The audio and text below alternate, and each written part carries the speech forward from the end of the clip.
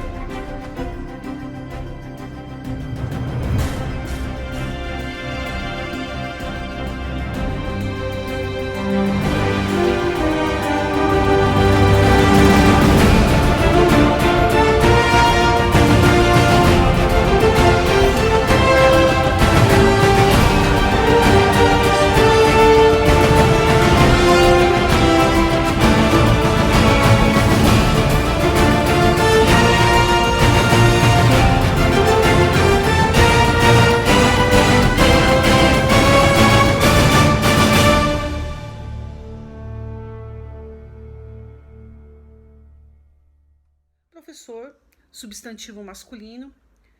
1. Aquele que professa uma crença ou religião. 2. Aquele que ensina, ministra aulas, em escola, colégio, universidade, curso ou particularmente. Mestre. Interessante essa primeira definição de professor como aquele que professa uma crença, uma religião, porque a raiz da nossa escola começa exatamente em uma igreja, né? Com a catequese dos padres jesuítas por todo o país, sendo um dos mais famosos o padre José de Anchieta.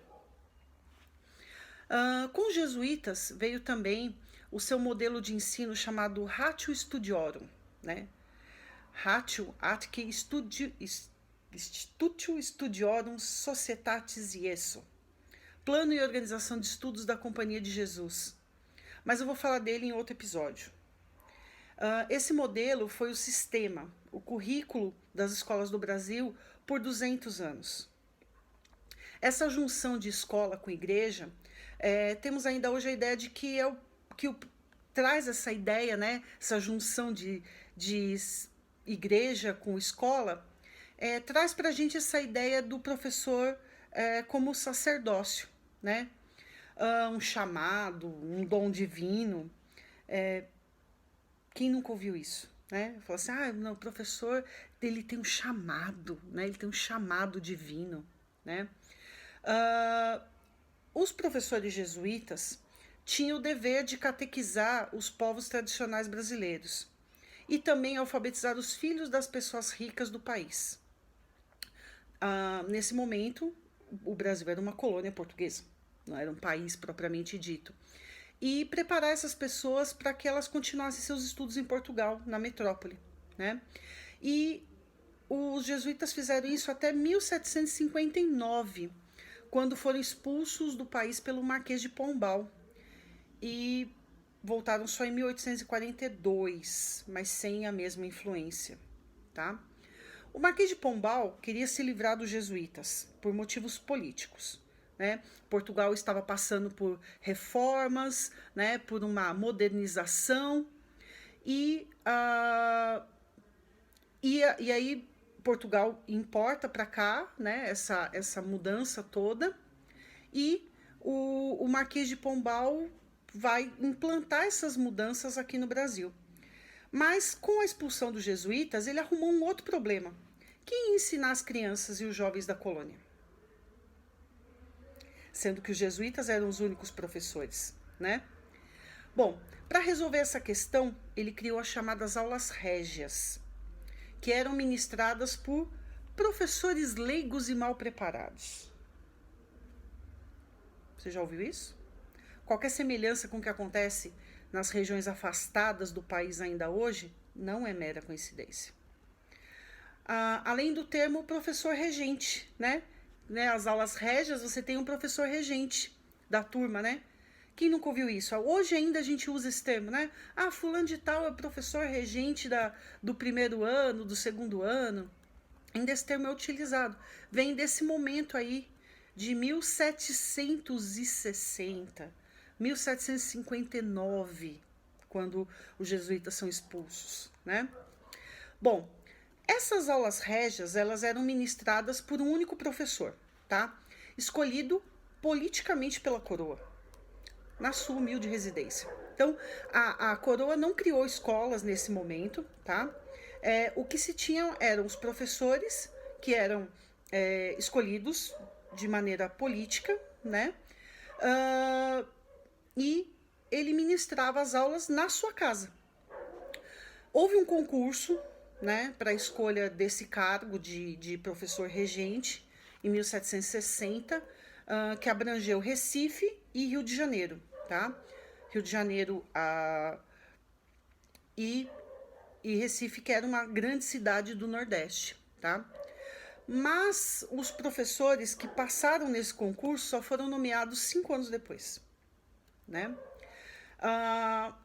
Então, a maioria dos professores régios, eles eram por indicação política. Então, você tinha um regente, um governador de província, um governador, né, que nomeava esses professores. Era um cargo vitalício, né, e um cargo hereditário. O professor, ele era nomeado e, automaticamente, esse cargo poderia passar para os seus filhos, tá, como professor. E eram cargos para homens, tá? Professor, nesse período, não era... mulher não exercia a função de professora, nesse momento da nossa história. Bom, essas aulas eram ministradas por esses professores e elas eram pagas por quem, né? O Marquês de Pombal, ele cria um imposto chamado subsídio literário, né? E através dele é que eram pagos os professores, né? E além disso, né, a partir do momento que eles eram pagos pelo Estado, o Estado passou a fiscalizar essas aulas dos professores. Os jesuítas tinham autonomia, eles trabalhavam do jeito que eles queriam, com o método que eles queriam, da forma que eles queriam. Os professores régios não. Eles trabalhavam sob a tutela da chamada Mesa Real Censória. Sim, o nome bonito para a Inquisição no Brasil. Os professores régios eram supervisionados pelo Tribunal da Inquisição no Brasil. Basicamente isso, tá? Em 1799, os professores régios passaram a ser nomeados pelos bispos e governadores das capitanias, né? Portugal desiste de fazer os concursos públicos porque não tinha uma estrutura para fazer esses concursos e as pessoas eram nomeadas, continuavam sendo nomeadas politicamente, tá? Bom, o que mais que nós temos aqui? Em 1808, com a chegada da família real, da corte de Dom João VI no país, houve uma revolução em todos os aspectos sociais da colônia, tá? Por quê? Porque veio o rei, né? O rei D. João VI e toda a corte portuguesa, né? Todos os nobres. E Brasil passou a ser a capital da metrópole. Né? Nós éramos uma colônia e nós passamos a ser a capital da metrópole nesse momento. E abrigando toda essa corte. Com isso, foram implantadas muitas transformações no país e também no sistema educacional. Tá? Bom, o que o D. João fez nesse período? Ele criou universidades, ele criou a Academia de Belas Artes no Rio de Janeiro, ele trouxe professores estrangeiros, né, para essas universidades, para esses institutos de artes, para esse organismo educacional que atendia majoritariamente a corte portuguesa, tá? Trouxe o que a gente chama de missão artística francesa, né? Que um deles é o Jean-Baptiste Debré, que vai ser o diretor da Academia de Belas Artes do Rio de Janeiro. Bom, toda essa pompa da corte portuguesa não mudou muito o cotidiano dos professores do país, né? Já que o sistema atendia poucas pessoas e os professores eram nomeados politicamente, não havia um sistema que preparasse esses professores para a docência, né? Então, cada professor fazia o que queria nas suas aulas. Apesar de ter aquela fiscalização lá, que depois ela cai, né, quando o D. João chega no Brasil, cada professor fazia do jeito que achava melhor. Usava o material que queria, a metodologia que ele queria. Não tinha uma regra para essas aulas régias, né? Não tinha um currículo pré-estabelecido, né? Não tinha, ou mesmo que a coroa estabelecesse algumas normas, quem ia fiscalizar a sala de aula do professor, né? Bom, e com cada professor régio fazendo o que queria nas suas aulas, eles implantavam inclusive castigos físicos nos alunos, né? Nesse momento era muito comum, muito natural esses castigos físicos, né? E isso só vai ser alterado um pouco por volta de 1827, né? Precisamente 15 de outubro de 1827. O dia do professor, né? 15 de outubro de 1827.